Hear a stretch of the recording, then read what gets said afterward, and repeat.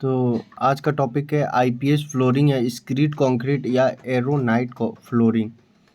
बात करें सबसे पहले हम जानें कि आईपीएस फ्लोरिंग या स्क्रीड कंक्रीट होता क्या है। और सबसे पहले तो ये जाने कि फुल फॉर्म आईपीएस फ्लोरिंग का होता क्या है।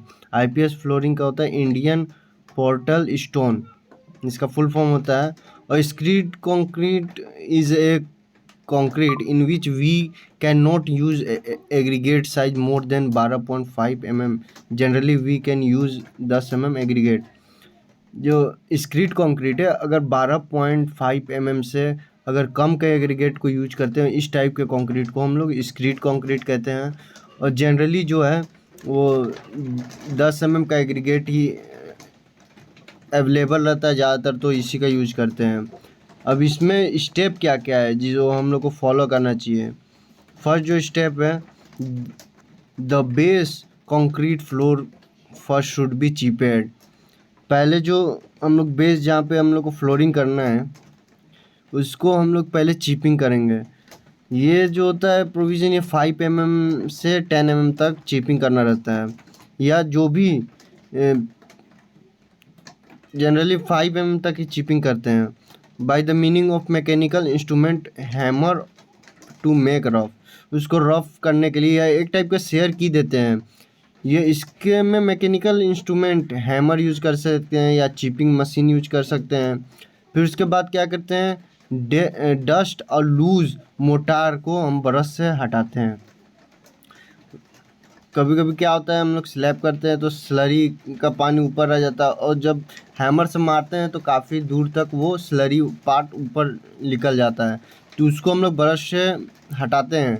जो भी डस्ट चिपिंग करने के बाद जो डस्ट बच जाता है उसको हटाते हैं।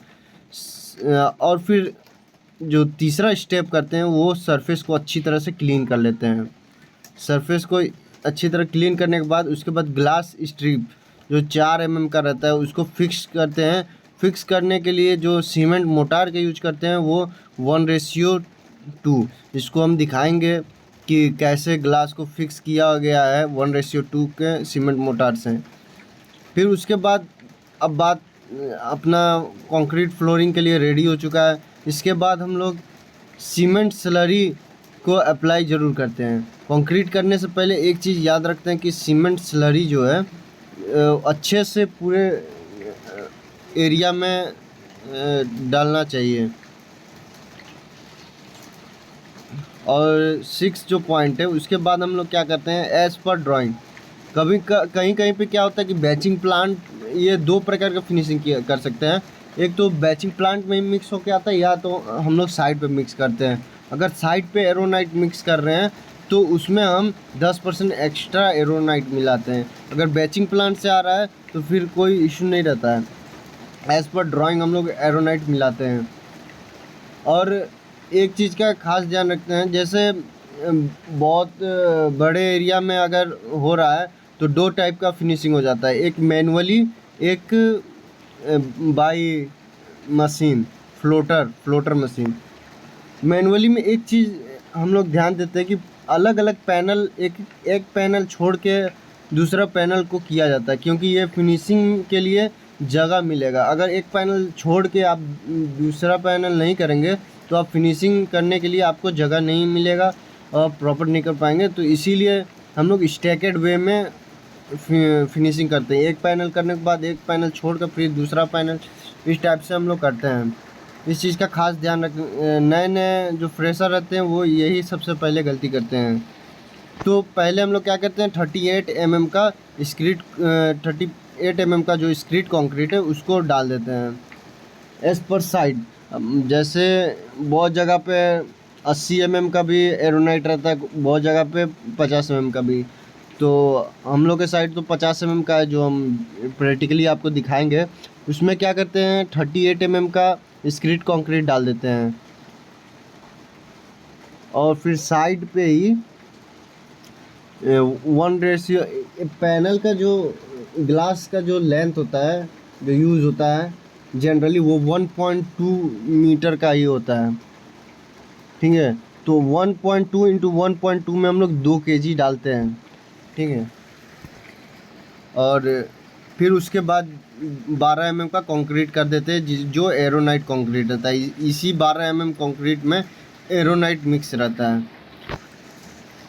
उसके बाद क्या कहते हैं, फिनिशिंग जो रहता है प्रॉपर 2 से 3 बार करना ज़रूरी रहता है फॉर बेटर फिनिशिंग के लिए।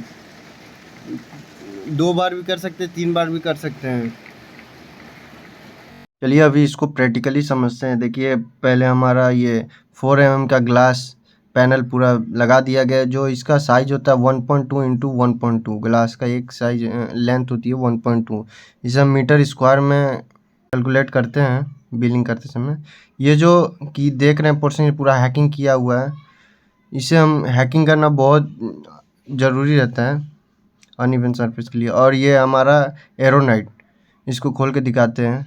एरोनाइट जब किसी भी स्टील में एक जंग लग जाता है और जो रस्ट निकलता है, उसमें जंग लगा हुआ स्टील से रस्ट उसी टाइप का दिखता है। छोटे छोटे आयरन्स के पार्टिकल रहते हैं जो ऊपर में स्ट्रेंथ प्रोवाइड करने का काम करता है। और फिर इसके बाद स्लरी डालेंगे, जो नेक्स्ट स्टेप है वो अपना स्लरी डालेंगे। फिर कंक्रीट करेंगे। कंक्रीट हमको 38, हम एज़ पर हमारे ड्राइंग में 38 दिया हुआ है, सबका अलग अलग है, तो 38 कर लेंगे। फिर उसको करने के बाद हम ये एक मेज़र कर लेंगे कि एक पैनल में कितना तगाड़ी कंक्रीट लग रहा है। उसके हिसाब से हम उतना तगाड़ी कंक्रीट अलग कर लेंगे।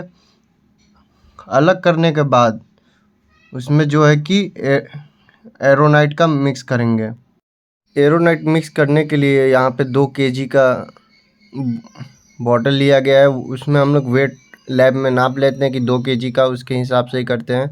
हमारे यहाँ पे 1.2 इंटू 1.2 मीटर स्क्वायर में 2 kg लेते हैं एरोनाइट। सभी जगह पे अलग अलग है, बट अभी ये डालेंगे।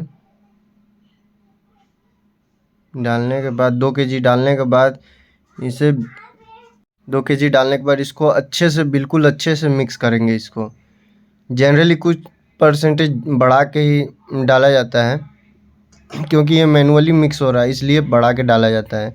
कहीं पर ये बैचिंग प्लांट में ही मिक्स हो के आता है, उसमें बढ़ाने की कोई ज़रूरत नहीं है एज़ पर ड्राइंग। बट अगर मैनुअली कर रहे हैं तो 10% बढ़ाया जाता है एरोनाइट।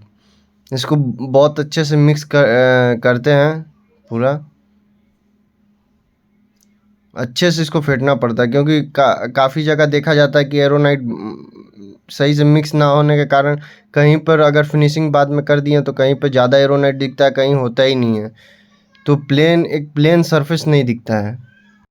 अब इसे कंक्रीट को लाकर और अच्छे से जो 12 mm का गैप भरना है उसको एरोनाइट से भरेंगे। और इसमें फिनिशिंग का प्रॉपर ध्यान रखना है। इसमें फिनिशिंग 2 से 3 बार ज़रूर करना रहता है। ये फ्लोटर मशीन है, और अगर जैसे बहुत जगह पे अगर बहुत बड़ा फिनिशिंग करना रहता है तो फ्लोटर मशीन का ही ज़्यादातर उपयोग करते हैं।